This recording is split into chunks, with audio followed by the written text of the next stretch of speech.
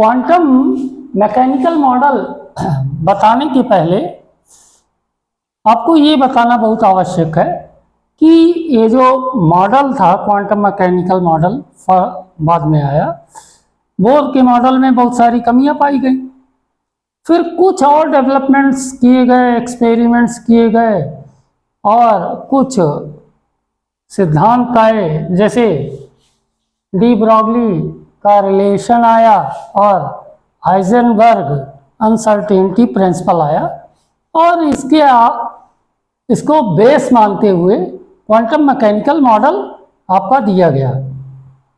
तो आज हम डिस्कस करते हैं जो पार्टिकल्स होते हैं, पार्टिकल्स के वेव जो डुअल बिहेवियर होता है, पार्टिकल नेचर और वेव नेचर इलेक्ट्रॉन का, उनके बारे में हम चर्चा करते हैं।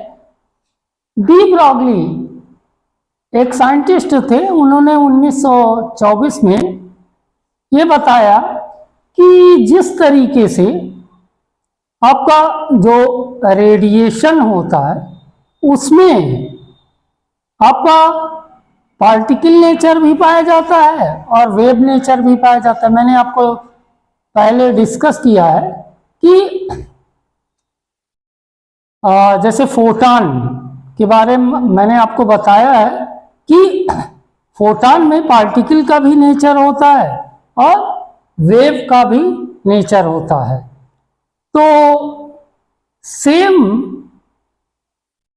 डी ब्रॉगली ने ये कहा कि जो मैटर होते हैं, कोई भी द्रव्य पदार्थ, वो भी आपके दोनों तरीके के नेचर को एग्जिबिट करते हैं, मतलब उनमें भी आपका डुअल बिहेवियर पाया जाता है, मतलब पार्टिकल नेचर भी पाया जाता है एज वेल एज उनमें वेव नेचर भी पाया जाता है। अब आपको बताएं, जो स्मॉल पार्टिकल्स होते हैं जैसे इलेक्ट्रॉन, प्रोटॉन, न्यूट्रॉन, इनमें मोमेंटम भी होता है और आपका वेवलेंथ भी पाई जाती है। जैसे कैसे इन्होंने प्रूव किया, देखिए जो पार्टिकल नेचर को बताने वाली बात थी, ये एल्बर्ट आइंस्टाइन का इक्वेशन था E बराबर mc², जो कि पार्टिकल नेचर को बताता था, और E बराबर hν ये वेव नेचर को बताता है।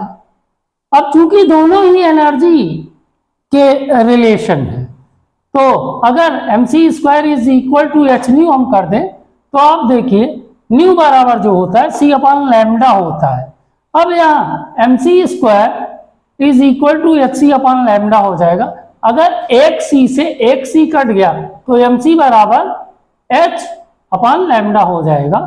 और यहाँ पर फिर आप कह सकते हैं कि जो लैम्डा होता है h/mc के बराबर हो जाएगा, और m यहाँ क्या है, mass of that particle, and c is the velocity of that particle.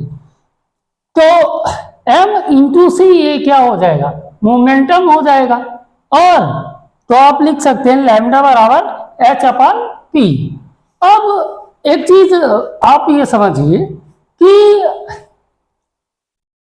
ये जो डी ब्रॉगली थे, उन्होंने कहा कि अगर कोई भी मैटर जिसका मास ज्यादा है, द्रव्यमान ज्यादा है, ये मास ज्यादा हो जाएगा तो उससे एसोसिएटेड जो वेवलेंथ है वो बहुत ही कम हो जाएगी, इतनी कम हो जाएगी कि इसे आप इजीली डिटेक्ट नहीं कर सकते।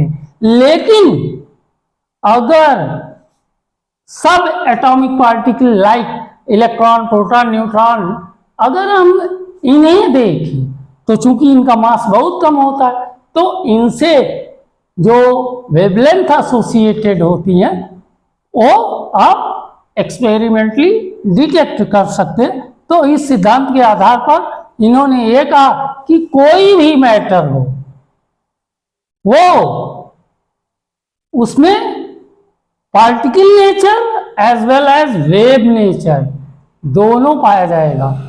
तो अगले लेक्चर में हम आपको बताएंगे हाइजेनबर्ग अनसर्टेनिटी प्रिंसिपल।